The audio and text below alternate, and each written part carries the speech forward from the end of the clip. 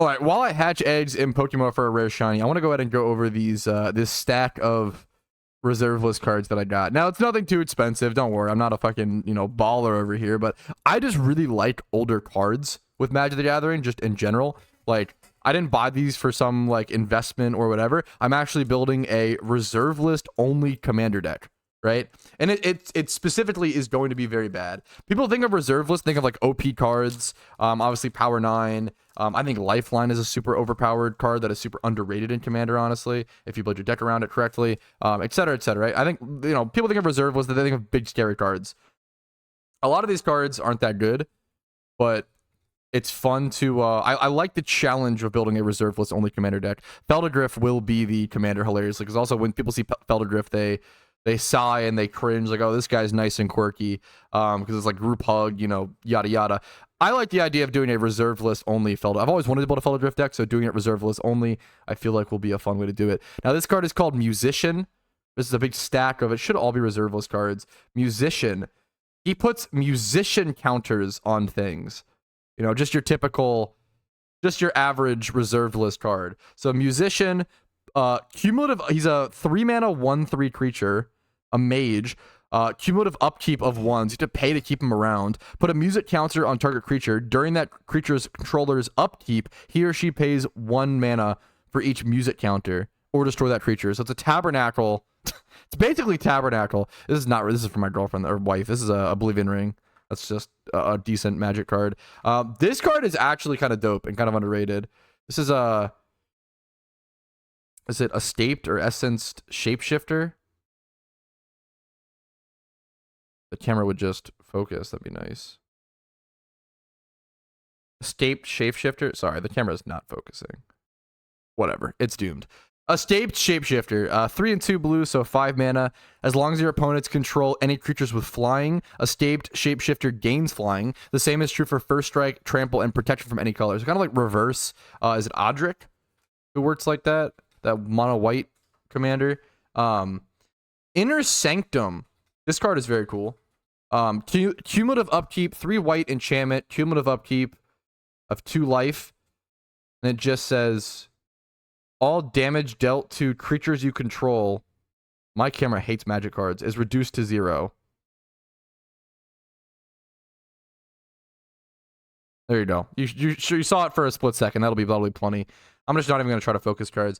This is, I think, one of the more expensive cards of this pile. It was like $5. Like, most of these cards are really cheap and not great. We got Pygmy Hippo, though. Psychic Vortex, 2 and 2 blue, cumulative upkeep, draw a card. So it's really rare you see a card with a positive cumulative upkeep. That is, like, really, really, really weird. So what card could possibly have a positive cumulative upkeep of drawing a card, right? So cumulative upkeep, draw a card, which means the first time at your upkeep, you'll draw a card. The second time, you'll draw 2, then 3, then 4, then 5, etc., etc. At the end of each of your turns, sacrifice a land and discard your hand.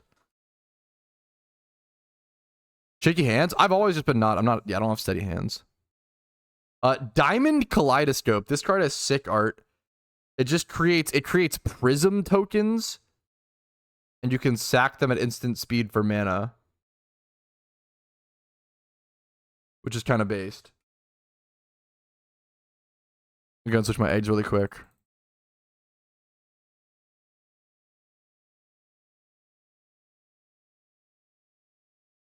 This card is Equipoise. During your upkeep, for each land target player controls in excess of the number of lands you control, target land he or she control phases out. Oh yeah, this is a 2 and a white enchantment that phases out your opponent's land. Not even just lands. Sorry. During your upkeep, for each land target player controls in excess of the number of lands you control, target land he or she control phases out. Repeat this process for artifacts and then for creatures. Do you play Commander? Yeah, mostly nowadays I basically just play Commander with my wife. I used to be a big Legacy tryhard. Big Draft tryhard, big Legacy tryhard, Standard tryhard. I was a pretty competitive player back in the day, but never really went to any big tournaments. I was pretty young. But I love Magic. Yeah, pretty much nowadays I'm just a Commander memer with my wife. Pygmy Hippo. I just love this card. It's a 2-mana 2/2, which at that era, also the art is fucking awesome, and it's Pygmy Hippo. You know, very based, very cool. Pygmy Hippo. Curion Druid. 2 and a green, target land becomes a 2/2 creature permanently and is still a land. Kind of an interesting effect to see on a creature. Turning things into lands permanent. It's like tap and you turn it into a land permanently. My camera hates magic cards. Okay, noted. Rainbow Efreet. This is a 4-mana 3/1 flyer that you can pay 2 to phase it out. That's the level of yeah. Okay, and everybody's favorite, Brushwag. Brushwag. He got referenced in a recent set. This guy, I would love to show this guy's art, dude. He is a Magic the Gathering classic. This guy is on the fucking reserve list. Look at him. Are you kidding me? This guy's on the reserve list? He's too dangerous. Don't let him out. He's so bad. He's not a good card. Look at that art. A tumbleweed beast. Hakeem. Lore Weaver. Kind of a card with a lot of words. It has to do with enchantments. Karavic's Torch. I don't even think this is a reserve list either. I think I just added this to the cart because I wanted one. You know how it is. I don't think that's reserve list. If I'm not mistaken. Leering Gargoyle. This is, I think, one of the better creatures in my deck. That's how bad this deck is. It's Esper, or not Esper, sorry, blue-white, Zorius. A 2/2 flyer for 3, where you can tap it to give it -2/+2, and it loses flying. So it can be a 2/2 flyer or an 0/4 wall. And that's like top tier in my deck. Null Chamber. 3 and a white enchantment. Enchant world, rather. You and target opponent each name any card except for a basic land, and those cards can't be played. Floodwater Dam. This is like Rishadan Port, but bad. On an artifact you have to pay a ton of mana for. Basically just pay X to tap X lands. Pay XX, rather. Narwhal! This is going in the deck big time. Any Narwhal fans?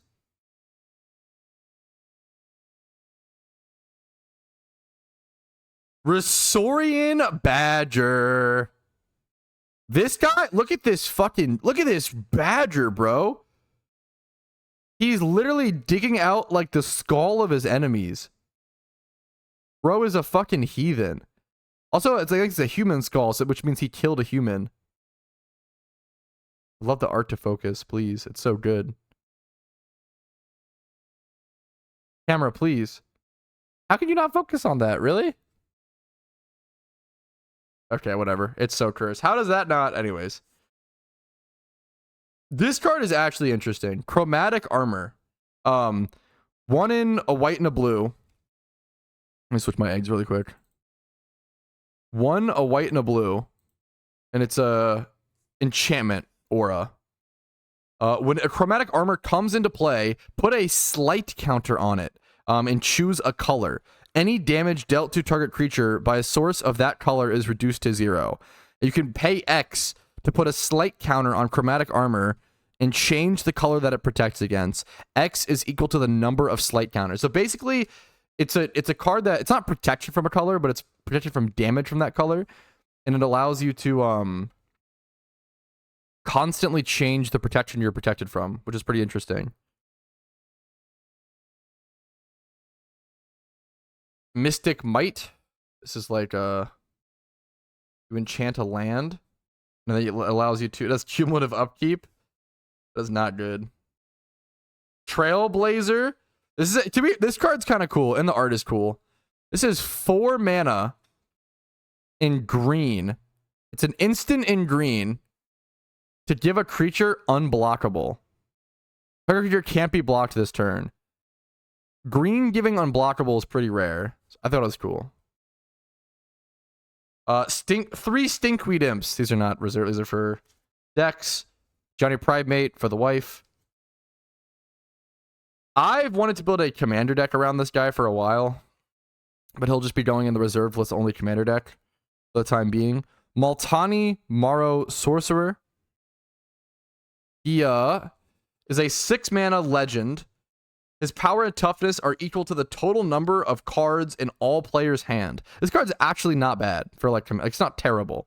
Power and toughness. I feel like people like drawing cards more than ever in Commander as well. Those power and toughness equals all the cards in all players' hands, and he can't be the target of spell. He's Shroud. Target of spells or abilities. 6 mana, star. Second Chance. During your upkeep, if you have 5 or less life, sacrifice Second Chance and take an extra turn. It's a 3-mana enchantment. You have to have 5 or less specifically. I plan to have some strategies in this deck that allow me to like just barely stay alive so I can activate something like that. That'll be interesting. There's a lot of really pretty cards in here. Wow. Herald of Sarah, one of the better creatures in this deck. 4 mana for a 3/4 flyer that has Echo, where I have to pay the cost of its CMC again next turn, but it has Flying and Vigilance. It's basically an 8 mana 3/4 Flying Vigilance, and that's like, yeah. 6 mana Zephid, 6 mana 3/4 flyer with Shroud. 6 mana 3/4. Could you imagine that in current day Magic? It's focused. Yeah, it's actually focused. It's just your eyes. Yeah. I've never seen a man so bad at getting his camera in focus. Dude, it does not work, okay? Now, this guy's actually a good card, and people do build him as a commander. Urtai Wizard Adept. I don't know what I'm supposed to do to get it in, and I really don't get it. But anyways, he's very, very cool. Nothing is working. Anyways, he's very fucking cool. 2 in a blue. He's a wizard. He's a legend. You just pay 4 mana. He's a 1/1. You pay 4 mana to counter target spell. So if you can untap him, you can abuse this. If you could just have a counter spell every turn on a creature. It's pretty nice. I see some black lines. I think that's text. Okay, Aberoth, boys. Are you prepared for Aberoth? Look at this guy. Look at this menace to society. 6 mana. Okay, this might actually work. Summon Aberoth. Cumulative upkeep, put a -1/-1 counter. But he's a 6 mana 9/9, guys. Honestly, one of the better cards. Clearly, that's so good, right, guys? Clearly, he won't be chump blocked until he's a 1/1 into Oblivion. Surely not. Okay, this card's actually... This next 2 cards are actually sick. These are actually kind of good cards. This is Bubble Matrix. Come on, what else could you possibly be focusing on, camera?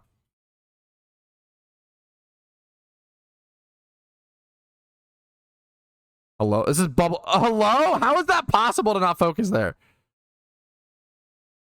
This is Bubble Matrix. Okay, there we go. 4 mana artifact. All damage dealt to creatures is reduced to 0. All creatures. So it's not just yours. So it just like clogs up the board and prevents creatures from being able to be killed except for like wraths and exile. A lot of things. But you know, damage dealt is cool. This card, okay. Also one of the better cards in this. Maybe the best card in the deck. Please focus. It's a white card, okay? 1 and 2 white. I think it's called Debt of Loyalty. How is it not focus? It's like actually laughable. It's the only thing in frame. Here, put your glasses on, chat. So, Debt of Loyalty. You regenerate target creature and then gain control of that creature. So basically, you have to like one of your opponent's creatures has to die. But you can't just like, it's not 3 mana. The errata text is that creature has to like successfully regenerate. That makes sense. So if a creature from an opponent dies, you can steal it with this card, which is really fucking cool.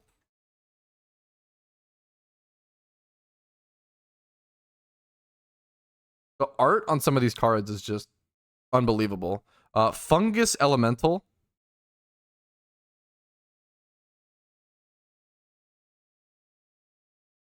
Sacrifice a forest, put a 2/2 counter on Fungus Elemental only during the time it came into play.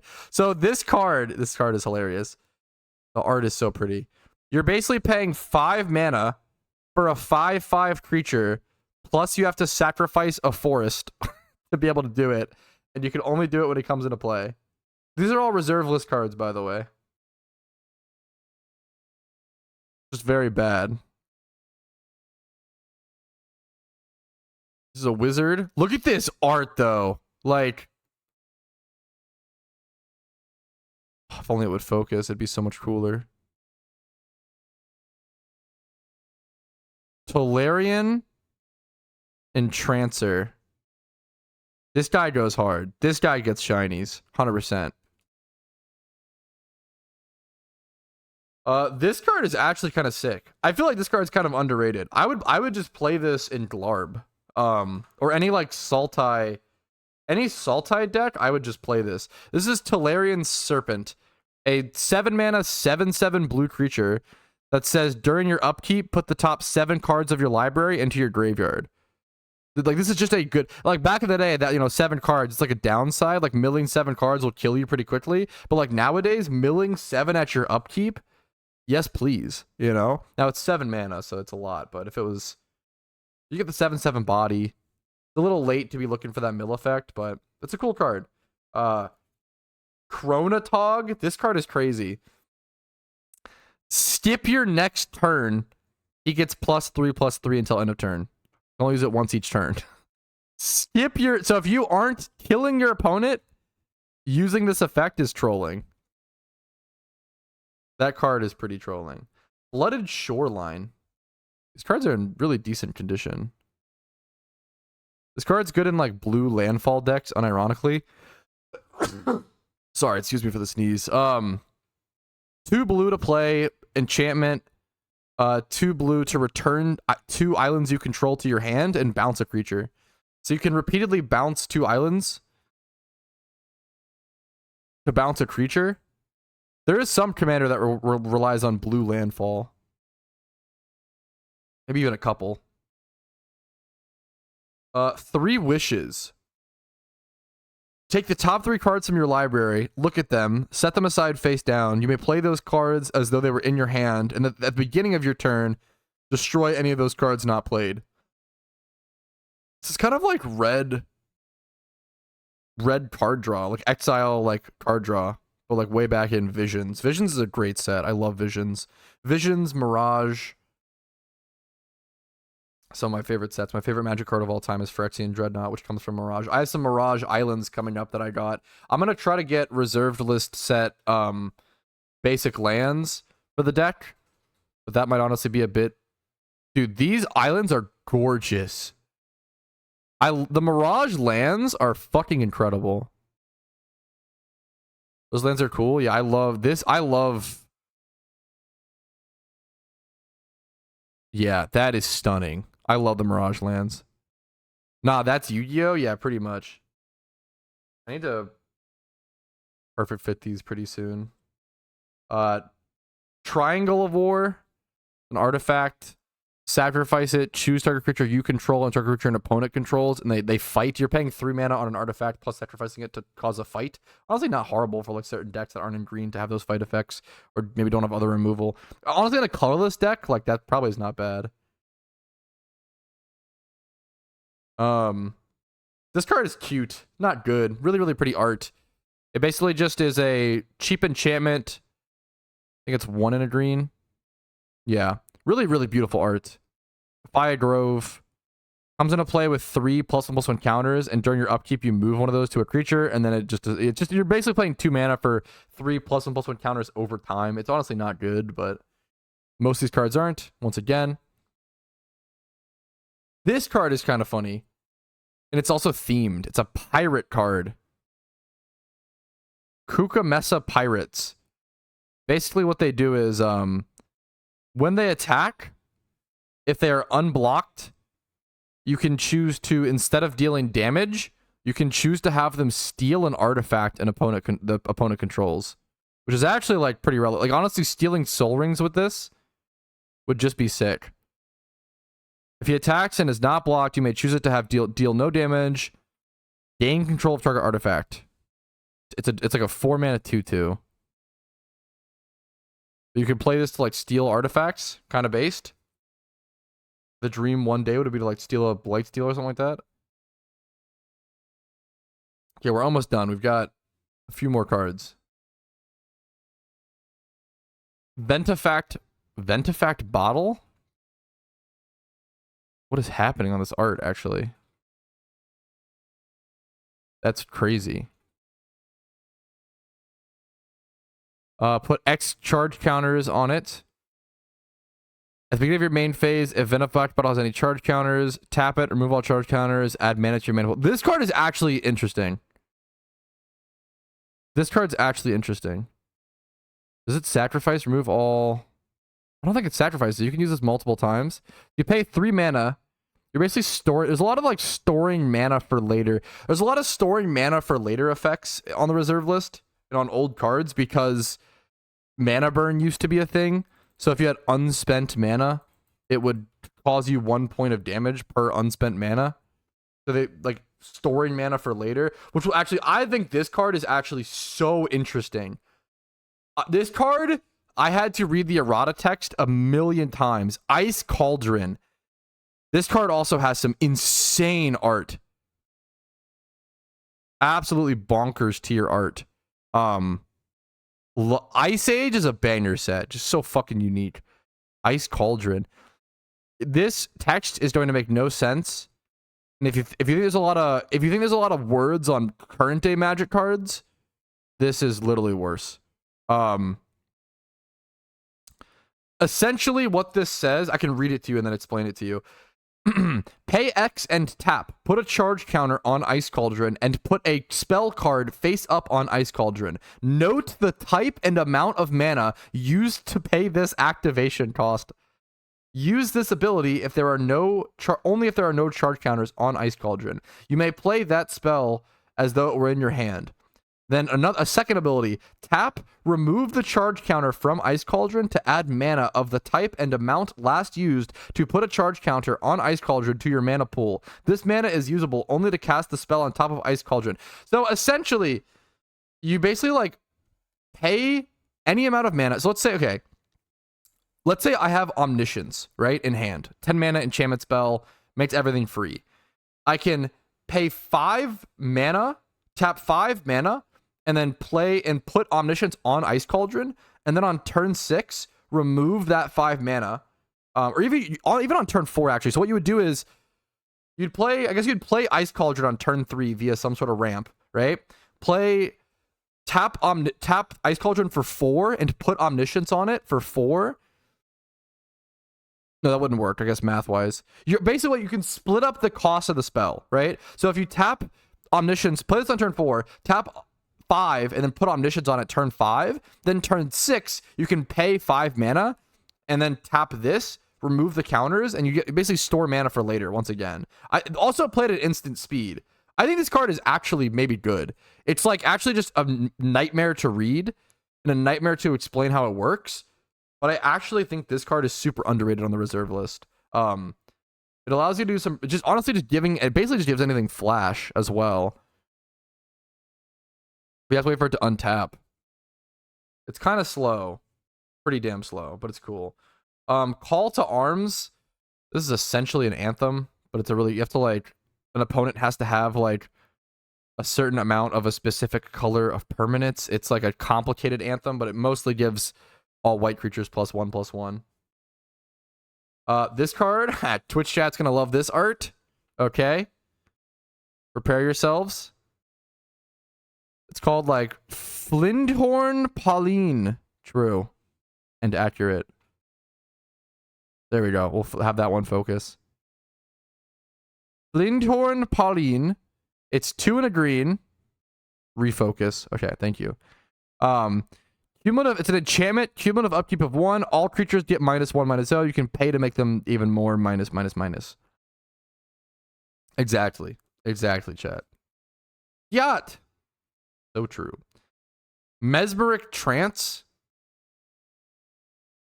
It's an enchantment. You can pay 1 and a blue. It has cumulative. I like cumulative upkeep cards. Cumulative upkeep cards are usually like Terra bad or Terra good. There's only 2 options. You can pay to discard a card from your hand and draw a card. Kind of interesting. Kind of cool. Kind of interesting. Okay, now it's time for the actual bad boy. The actual behemoth. The Polar Kraken, chat. The Polar Kraken. There we go. Perfect. 11 mana. Trample. 11 with trample. Cumulative upkeep, sacrifice a land, and he comes into play tapped. Woof. Really made those creatures work for it back in the day. And then Elvish Farmer. This card's, if you want to build a Thallid deck, you probably know this guy. He's cute. Everybody's done that during the early days of Magic, I feel like. Elvish Farmer. He's a sweet guy. He, you get spore counters on him, and he makes little Thallids. There you go. That's it.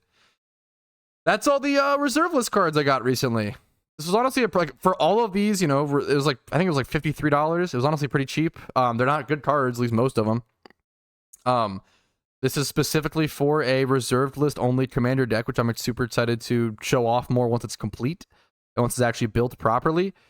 It's cool to it'll be my first like proper theme deck. I'm reaching that point of, you know, I have powerful decks and now I just want a fun little theme deck that makes me happy every time I look at all the cards in my hand, and every time I put one down, I'm like, oh, you know, that card has a meaning to me, and that's cool and nostalgic and yada yada yada. So that'll be coming. I might do a full video on that once I actually have that done and complete.